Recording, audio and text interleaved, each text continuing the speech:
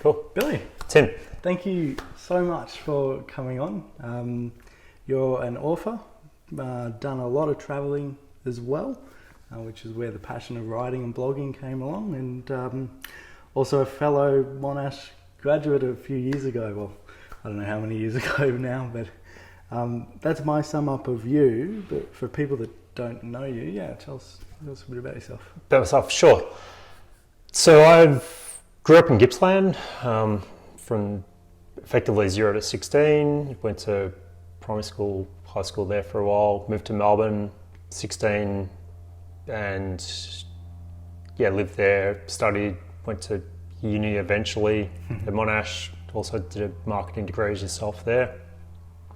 And I was also doing combinations of sport, like elite kayaking, flatwater kayaking with the VIS for about 5-6 years. Yeah, that's impressive. Yeah, then went after that part of my life. I went to studied, and then worked corporate. Yep. And then worked in corporate marketing, and then gradually moved into book writing, which I've currently been doing at the moment. Fantastic. Yeah. I didn't even know the stuff about the kayaking. That's really cool. My sister did flatwater rowing, so I know a bit about water sports. But how'd you go with the early mornings, the getting up? Because I know a lot of water-based sports, it is a morning thing. Yeah, you're right. And I don't know the way or how that came about. I think coaches had full-time jobs, as they often do now, but like they'd fit that in before work, and that was the routine. It's just the way it is. That you get used to it with your biorhythms. So you're effectively waking up, say 11 months of the year at roughly the same time for 5-6 days a week early, so your body gets used to it. I think there's for a period there as a while, if you're not used to it, that it does feel like you're banging your head against the wall for a bit, for like a month or so, 6 weeks, but then your body eventually gets used to it, and you get used to doing the right things, going to bed early, eating right, drinking the right type of fluid. And not the bad stuff. No, that's right. And you might do that once and you learn the lesson, and then you just don't. Yeah, you don't want to be rowing with a bad night beforehand, do you? No, exactly. No. Yeah. So the rollers effectively go backwards. Most people kind of do or don't know that. Yeah. And then I was doing the kayaking, and they face forwards. So that's just a little footnote there. I've done a bit of surf kayaking, and when I was training to learn how to paddle the boat, the sort of push-pull method, it's hard to get your head around, but once you get it, it makes a lot of sense, doesn't it? Paddling, ocean paddling, surf ski paddling, it's a lot of rotation. It's twisting of the body, keeping a straight spine. So your arms don't do so much work. No, it's right. kind of a perceptional thing, but exactly. It's all core. So it's a really good workout. Like this will probably be a breakthrough revolution fitness thing, whoever wants to take it up 5 years time, because it's such a holistic body workout. That's easily accessible. F45 if you're listening along. F45, add it to your regime maybe. Yeah, perhaps. I'd love to talk a little bit about your marketing experience and marketing for books as well. But obviously going through that marketing degree, how have you sort of seen marketing as a whole change through your time of when you graduated to working, and then now how you sort of, I guess bringing it into a book context, how you would market a book today versus sort of 10 years ago? Yeah, sure. Well, I'll start with explaining how I've seen marketing evolve, and then I'll go into the book. The evolution of marketing, when I was studying, I was working also part-time with a IT company that was building a software application, and there was very little with digital. We had some database, we had some databases that we were using, but the software engineers there, they were telling us about Google, Wow. as a search engine. As a search engine. Yeah, that was 2001. Wow. And I worked with that technology company, and we had partnerships with Ericsson, and they had voice recognition, that was still new, and mobile internet was still kind of new. We were partnering with Ericsson where we used what they call it was WAP technology. This is pre 3G, pre 2G, and we were using like a Ericsson 380 WAP phone as a kind of a browsing system. Wow. So that was cool. We were playing with that and using that, but in terms of functionality, it was slow. Yeah. So and there was no Google ads. There was very little digital advertising. A lot of it was kind of the old school phone calls, print collateral. There's still relationships that still carry on today with partnerships and with organising events and things like that. So there's a lot of things that are still concurrent. Then I did kind of sales straight after my degree. I had done sales previously, but I went back into it as I was offered a professional job, and I kind of used my marketing skills there. After the sales role, went to another IT company, and that we were straight into using a lot of digital marketing, AdWords, SEO, and that was good because I was with a company that wanted to highly invest into that and to use that as a formula for growth, and that was good. I got access to some outsourced specialists from the areas who I'd kind of lean on or utilise their skill set and services and advice to build the marketing for that business. That was a IT business that specialised in managed services and IT security primarily. And that was good. I got myself equipped with digital marketing from day dot. Yeah, from like website building, putting it together, the copy and content, email brochures, EDMs, SEO, PPC,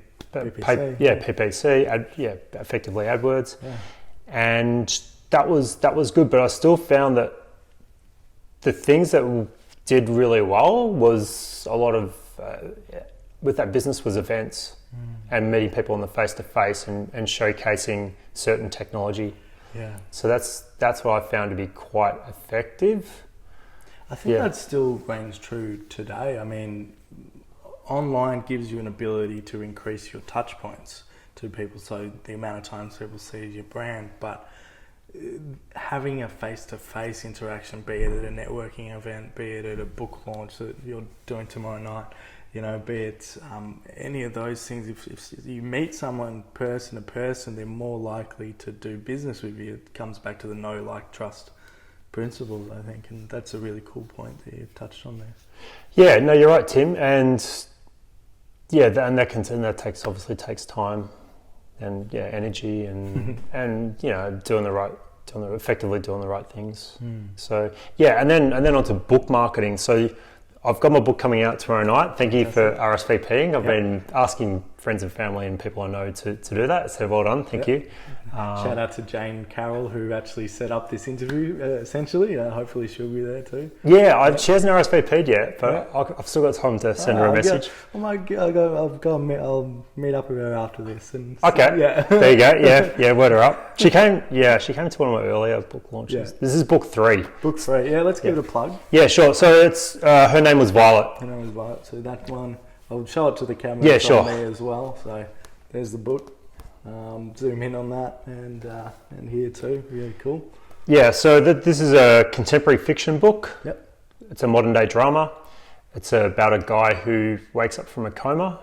He's lost the last 4 days, and there he meets a physiotherapist named Violet, who helps him to get his life back on track. Yeah, wow. And from reading, so I did a bit of research into the book. He has also gone through a bit of trust. So he's a racing car driver who has lost the use of his thumbs, I believe. You're right on there. That's a spoiler alert, by the way. Oh no! That's I can cut that that's out. All right. No, cut that out. Yeah, that's fine. Yeah, that's fine because this will come out. But it's online though. That's how. I feel. There's pre-sales. Yeah, and you got access to a sampler. But that's cool. I've held that off. And most people can't. Yeah. We'll keep rolling. You can figure this out later. Yeah, we'll figure that out later. Because this is coming out post. Yeah. When it's effectively available. Which is fine. I'll keep this in. This is that's fine. No, you're right. Yeah. So no one knows that as yet, but you've discovered that. Okay, so if you went on to like Apple ebooks and you read a sample. Goodreads. Yeah, Goodreads. My girlfriend, I think I told you off camera when we chatted on the phone. My girlfriend's the reader of our couple, and yeah, she went in and. No, that's good. That's good research. That's good research. She's also a scientist too, so that's probably her research brain just went crazy. So yeah, no, that's good. She's thorough because often people are busy with work life and things like this that they haven't pre-read some of the blurb or gone in to read some of the samples. But that's cool because that's something, if I haven't introduced to it, that's going to be a nice reveal. Which that's all good. That's all good. So that's cool. So yeah, people can get it on ebooks, Kindle, Apple, where you can read a sample in advance, and it's going to be on Amazon. Fantastic. End of next month. Yep. Sorry, end of March will be in Amazon. Cool. And it's going to be like Dimmicks in the city. Yep. So I had a previous distributor who had a national distribution in Australia and NZ.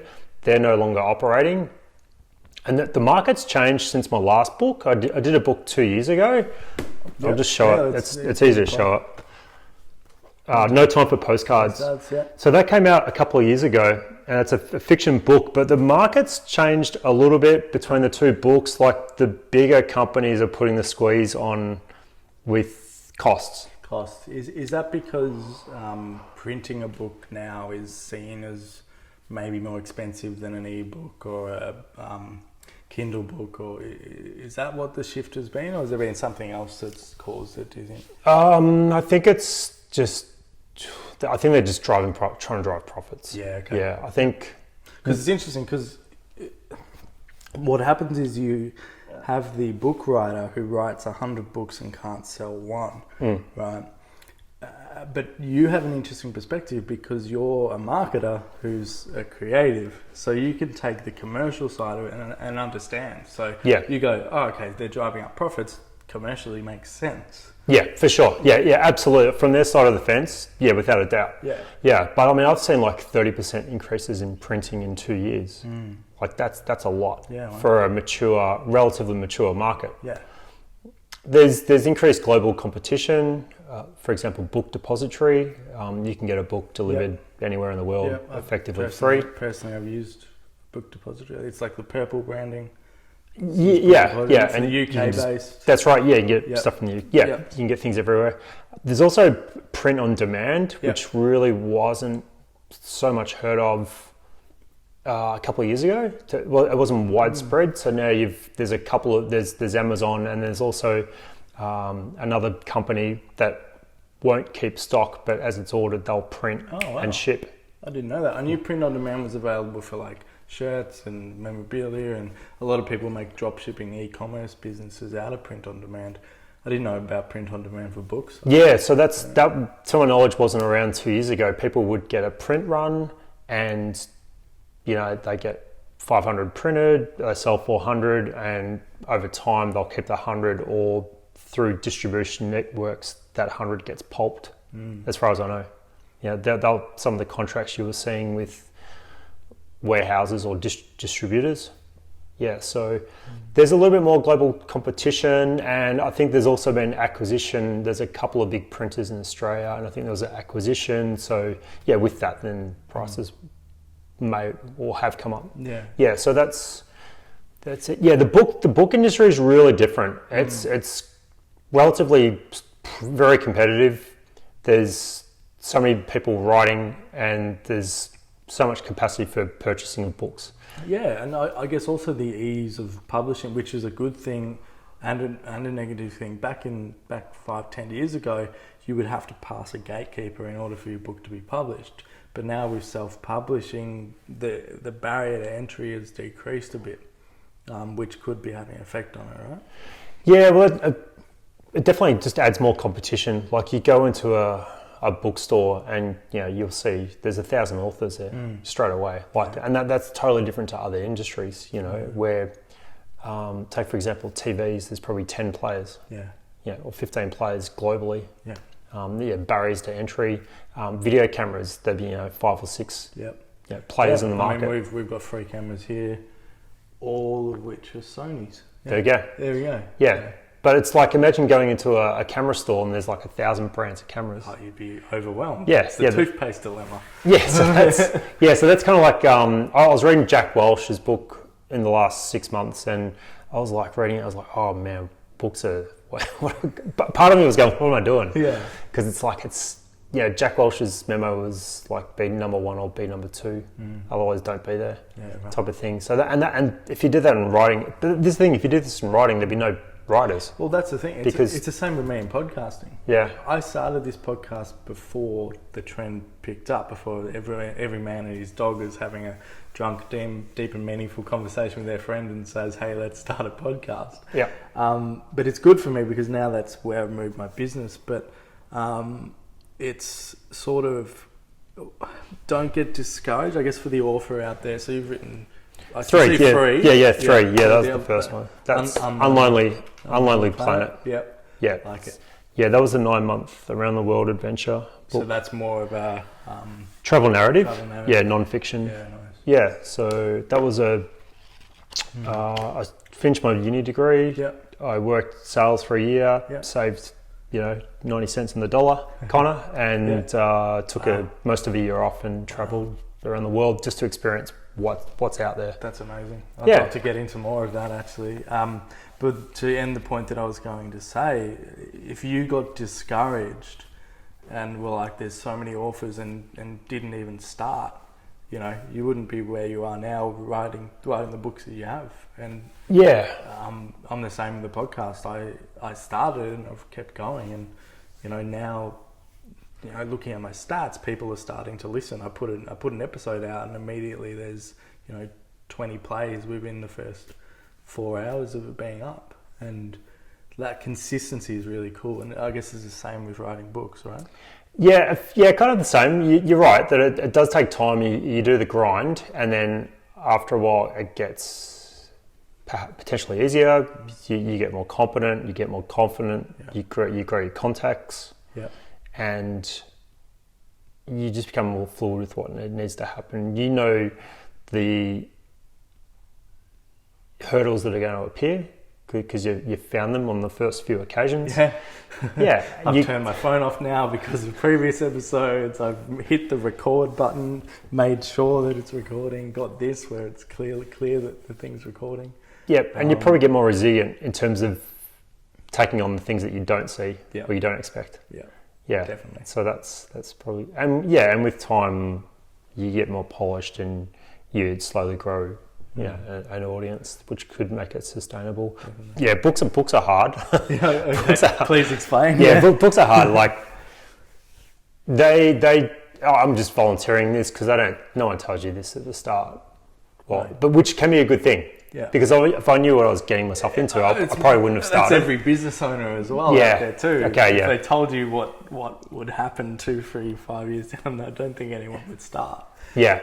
But you are open with your advice on how to write a book as well. You've got a lot of resources on your website. So let's start here. What would you tell people starting a book that you're going to... if you're going to write a book, many people say, I've got a book in me. I've documented a page on how to go about it on my website, billycurry.com.au. There's a blog, and I've put on there how to write a book, and I've just listed it down. I'll be using it when I hit 100 episodes. Okay, beautiful. I'm going to go straight to your page. Beautiful. Yep. I'm going to document. Well, this whole process is documenting by interview, but when I hit 100 episodes or getting close to, I'll start writing a book of 100 peak performers. Yeah, great. Yeah, awesome. Yeah, that'd be good reading, Tim, because you're tapping into the brains and you're extracting, the good points out, or you'll be able to draw the common links. Exactly. Or even just what you feel, what you've totally observed. Yeah. Things that may not be expressed. And you'll just go, well, this was what they're effectively doing, and that's where the brilliance can be. So you're really lucky. You're tapping into all these people, and you got the right attitude about it, and you're looking to do it for forward progression, which is great. And we need more people in the world like that. So that's really good. Yeah. So starting that, what was the get back to that? Yes, I was traveling, and then I was good at doing the sales job. Yep. I did listen to your last podcast, by the way, the guy doing the sales. Yeah, that was good. So I was doing a job I was good at, but I wasn't so passionate about it, which is fine.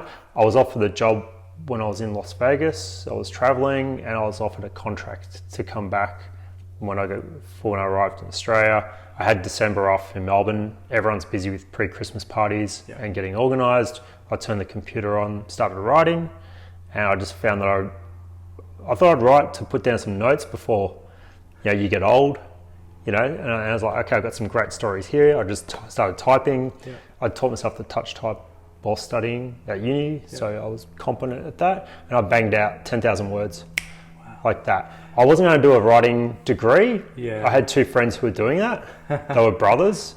So hi, Mike and Joey Jennings, and I'd pay for them to tutor me on a Friday afternoon. So I'd write Monday to Friday, and on Friday nights I'd sit down with them. You know what's cool? Sorry to do that about That's you. all right. About you doing that is you don't need the writing degree. You just need the nuggets that are going to help you specifically with this task. So you were smart enough to go, hey, I've got two friends. I'll pay them to teach me just that section that I need. Like, I would love to go and do a audio engineering course so I could edit all this audio to make it sound crisp.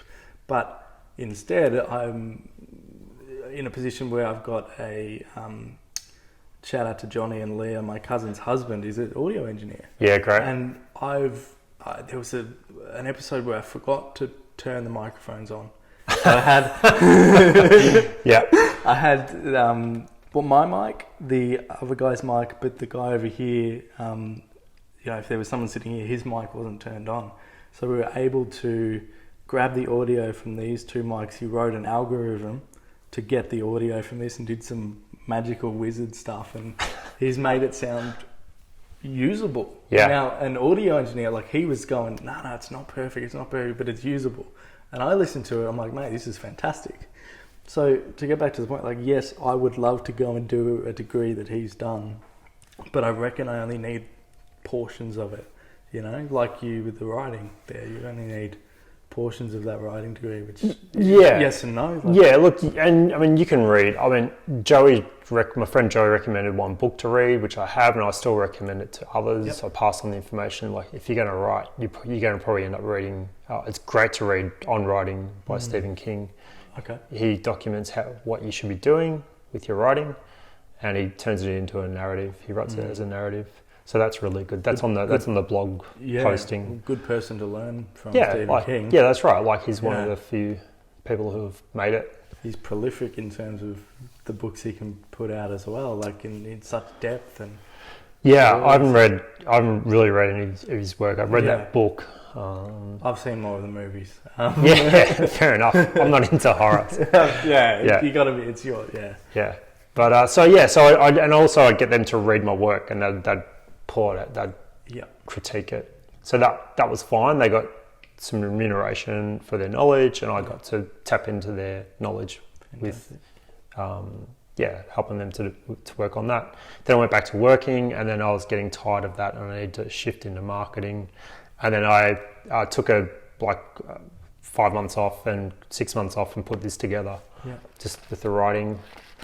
And writing's just about sitting down, and you got to put the time in, and you got to write, and you technically got to have certain things together. And it's just a lot of sitting down and doing the solitary work that you need to do. Yeah, just biting the bullet and doing it. Yeah, it's a grind. Yeah, it's definitely a grind. It can be really exciting too. You can put together some great sentences, great paragraphs, great storyline, great characters, and some of them will give you a good adrenaline rush when you're in the moment and you're putting it together. And that's the magic with writing. And there's no limitations. There's no boundaries. You could be writing about a small thing that happens to turn into a giant and grow purple hair. It's whatever. There's no limits whatsoever. That's the magical thing with writing. It's true creativity. Yeah, but they take time. They take a lot of time. There's probably not a lot of shortcuts with that. No, something that might be applicable, actually, the podcast you just mentioned, James Harrison said he tries to do something that's 1% every day. So it's either read 5 pages or 10 pages of a book, do 5 push-ups, So was it the same with writing, where yes, you could have these stints where you bang out 20,000 words, but was it also a case of doing the grind, as you say, and some days you might only do 2,000 words and not feeling judgment against that and just saying that 2,000 words is immense progress still? Yeah, look, I've been fortunate when I write that I've been able to, so I've typically worked for a while, like I'll drop back into contract marketing. Cool. Right, I'm just explaining this, so what I'll do is I'll save a bit. Yep. And then I'll take my time out, and then I'll work. Yeah, I'll write, right. And then I'll treat that like a job, even though it's unpaid. And I'll do my 40 hours just in front of a screen. I'll do 8:30 till 5. Yeah. And I'll just punch out. Wow. I'll just write for 8 hours. Yeah. Wow. Yeah, and I'll do that 5 days a week, and maybe 3 hours on a Saturday, and then I'll leave it alone and have a day and a half off. And I'm fortunate enough I can put my head down and just do it and not be distracted. And I do certain things. I'll play classical music or music without lyrics in my headset. And I'll stand up every 50 minutes, stretch the legs so my body's coping. Yep. And so then it's just a matter of time. It's like, okay, well, I could put together a first draft in 1, 2 or 3 months, however long it takes. Yeah. It's once I've got the idea, once I have the idea for the story and I know that there's a story there, then for me it's just rocking up on a Monday and sitting down and put my headphones on and away I go. Yeah. So I've been lucky like that. I can just do Monday, 8:30 to 5. It just comes to me. So I don't have so many bad days when I write in terms of productivity. It's probably rare. Yeah. I don't know. I know a handful of writers, and you hear about other writers who, go do some bizarre stuff when it's not coming to them. Yeah. So. Yeah, and you get into sort of writer's block is the demon word, I suppose. And you're lucky enough. It sounds like you haven't really struggled. No, I haven't. No, I mean, I'll think for ages perhaps about a story, and then I'll play that out and think about various chapters and whether it's sustainable to be a story. And then once I kind of know if it is and I'm ready to go, if I want to do that, then I don't get writer's block. You might get temporary gaps with problem solving. You'll get a situation A and you want to get to situation C, and that's where you just think your way through to find that bridge between the 2 points. Yeah. How much of being a writer, being a storyteller, improves you as a marketer? Because as marketers, we're storytellers. So has that actually, do you think, improved your ability to look at commercial situations and tell stories via marketing messages? Yeah, to a degree. Like I've read a couple of books on writing and story, and that probably applies with the advertising aspect. You see it just character arcs, story arcs. It's so a lot of marketing is just ongoing. It's kind of like just evolving, ongoing, continuous improvement. You kind of do that with writing as a whole. Correct. But it's probably more around the advertising side where you perhaps provide storylines along that. But also, I mean, you can kind of effectively build that into your strategy, because a lot of marketing plans are for 12 months, and you might focus on 1 or 2 areas, and then you got the evolution of might be a product that you need to expand, generate more sales for. Introduce to new markets, things like that. So you can. There are some parallels there with story writing, and there's been a few marketers who have left marketing and gone into writing. Leanne Moriarty, Big Little Lies author. She's probably widely recognisable in the States for her stories, and Australia, and she's got a marketing background. I know some people up near where I live at the moment on the Northern Rivers. They've come from marketing or corporate marketing backgrounds, and they wanted to get more creative, and they've done that through writing, or some people would take up painting or whatever it may be. Yeah. Very cool. And then a two-pronged one to that is obviously you've got to market your books, you know? Yes. There's no point, well, there's still a point in writing a book, but if you write a book and nobody reads it, is the book written? Yeah, that's right, yeah. You know? Yeah, for sure. So, yeah, how have you gone about, marketing your own books? As we said, we've got the book launch tomorrow night. Yeah. So with my marketing, I can... You've done a lot of PR too as well. Yeah, a bit. Like one of the... So like I'll just touch on the three books really quickly to tell you what we did. So this one we had a good write-up in the MX magazine. There was MX newspaper on Sydney, Melbourne. So they got like a 2-page spread. Love it. And Cosmo magazine, they took it up and said it's a book to read for summer. Yeah, wow. And we had an event, and we did some posters, and we had a lot of point of sale material in some stores. We were in Borders, back when Borders was around. And some Dimmicks, and still around. Yeah. So I kind of pushed that book, and that did pretty well. Yeah. I've heard that if you sell more than 400 books, so I've heard there's like three classes of book sales. It's either like below 400 books, which I've apparently heard is like 95% of books. Oh. Then there's probably 400 to say 4,000 books, and that would be your B level, of which that's probably like a few, another 3%, 4%, and then above 4,000 book units would be your 1%, and they're your best sellers. Yeah. So one of my mates was working at Borders, and that's what he told me. He said, So. We're in the B category for that, for the first one, and the second one, fantastic. I wrote a film script for that, and I spent ages on that, the film script, because it is a book. Again, in my research, that is a book that it would be conducive to film. Yeah, it's a fast-paced action thriller set in Western Europe. James Vernon's a producer. He produced Hacksaw Ridge. It's a film that got nominated and did all right. But he's expressed interest in that, but I didn't sell the film rights.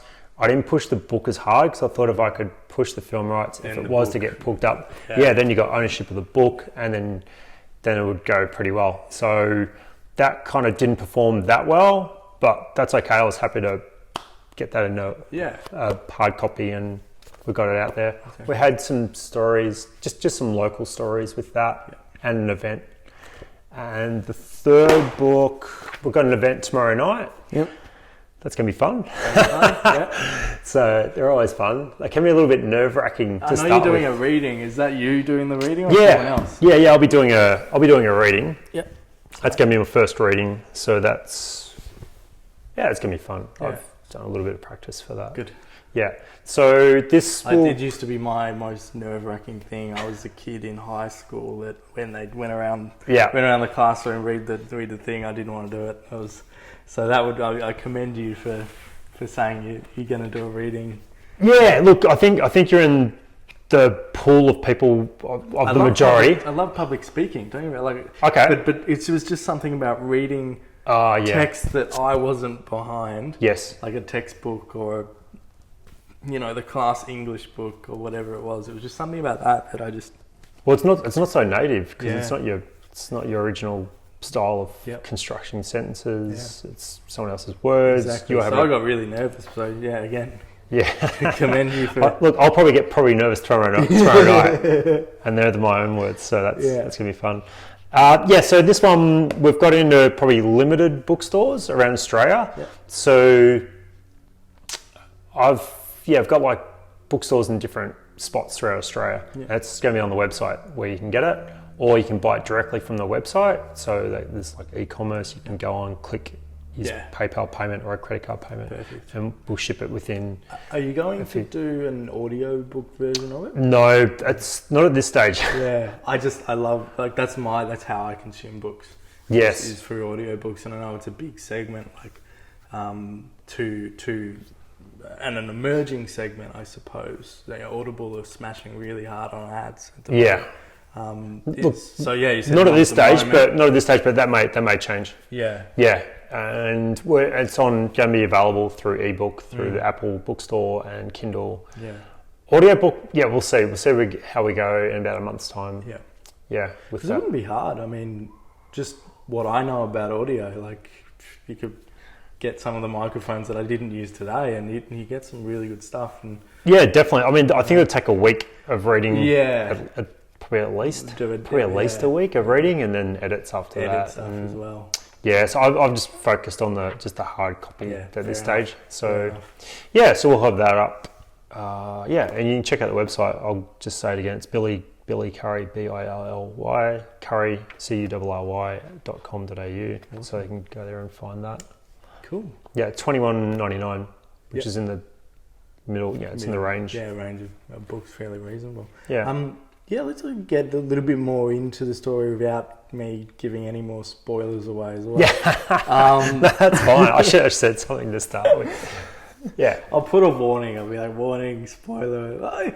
It actually gives. No, it's fine. It's 100%. I hold back a lot. I could be showing a lot more of the story. I've purposely held a lot back. Yeah, right. In terms of the spoiler, it's okay. Like for me, it's fine. It actually adds to the story. But. Yeah. So you're talking a lot then about adversity. So you've got this guy that had this path for his life. He's going to be a race car driver, and then has this accident, and then meets a partner and a support system. So I think that encapsulates a really nice story for people. I know myself with health issues. Having a partner to support me through some stuff has been incredibly valuable. So I think it's a story people can relate to. Yeah, that's a good point. I wrote, so sometimes a story can be it is a combination of different ideas, but I almost had different ideas for different stories, and I've kind of married them up together. So I did have one story about someone recovering from a major kind of incident, and that's the Evan Edwards, the main character, the driver. And then also I knew at some stage I wanted to write kind of a romance story or a story of relationships, and there was potential with that with Violet. And Violet's a working professional. She's a physiotherapist. She's hardworking, polite, intelligent. She's a technophobe. She's broken, bored, and slow to warm up. So that's Violet. She's got her own issues that are going on, and everyone's got issues to some degree, right? And so she's got her own story that's going on. He's got his own path that he wants to go through, but he's got to recover from an accident in which he wakes up from in the coma. And then there's potential complications given that they end up having a working collaboration together. And you see that effectively in modern day society today. Like where's the line between this is okay and not okay if we were to do anything? Yeah. And also I think also people's working life is not so black and white. No, it's getting blurred with personal and personal, religion, family dynamic, whether they have a family or not. Remote access, working from home, congestion, traffic, work-life relationships, family relationships, how people get on with their superiors, whatever it may be. So I kind of blended them in with with what the characters are doing in their personal life and their work life, and that's how that story comes about. I think that's a really cool spot to end it on, actually. Yeah, great. Because it gives people context of the book, and I like how that fits, and hopefully motivates people to go and check it out and go and buy. But two more questions. I always ask these ones. What's coming up for you in the next sort of 6 months? I mean, obviously the book launch tomorrow is the obvious answer to that, but what's coming up for you that you're really excited about? And look, I'm looking forward to a break. Yeah. Does anyone say that? Yeah, no. Okay, that's good. But that's good. That's good because we need to We need a refresh. Rejuvenate, refresh, yeah. So I've been working on this for a while. I haven't taken a proper holiday. I've chipped away at it for a couple of years. Yeah, well. And I haven't had a holiday for a year and a half, I think. And I feel like I've been hitting the wall a bit. 2 weeks ago, I just get away and have a break, which I did. And so, book launch, and then I'll do some follow-up marketing, with that. And then I need to, rejuvenate. So I'll probably go somewhere and take a book, and surf and read and relax and rejuvenate. Yeah. There's probably three things. I have nothing absolute set as yet. Like I can go back to look to do some contracting, marketing, put the marketing hat back on. 2, I've been working slowly in the background with a product in the surf industry, a consumer product. Cool. And I've been talking to a few people about that. So that could be a startup that I could be looking to put a bit more time and effort and energy into. Yeah. Yeah. So it's a really potential exciting product. Cool. And so I'll give that a bit more time. Yep. Capacity. I've not touched it because I've been working on this. On this. Yeah. The third thing, I'll go back to do a little bit more surfing. Perfect. Yeah. Good fun. Cool. And then, I usually ask how do people reach out to you if they want to have a chat, but I think it's better to ask. I had a guy on, his business was donuts, so the question I asked him instead was, where do people go buy your donuts? And for you, I'll ask, we said it before on the show, but just again, so if people want to check out your books or buy a couple of your books, where do they go online? Sure. Just the website, and that's the best way to get hold of me as well. Yeah. If they want to contact me, there's a contact page there. It's just billycurry.com.au, and they can check. There's a bio there. There's links to other books. Yep. There'll be some photos from the book launch. Cool. Maybe a little bit of video there. Yep. So that's the best way to reach out. Fantastic. I'll put the links to all of that in the show notes. But Billy, I've been Tim, you've been Billy, and we've been talking. Thank you for coming on. Yeah, thanks Tim. Thanks for having me. That was great. Cool.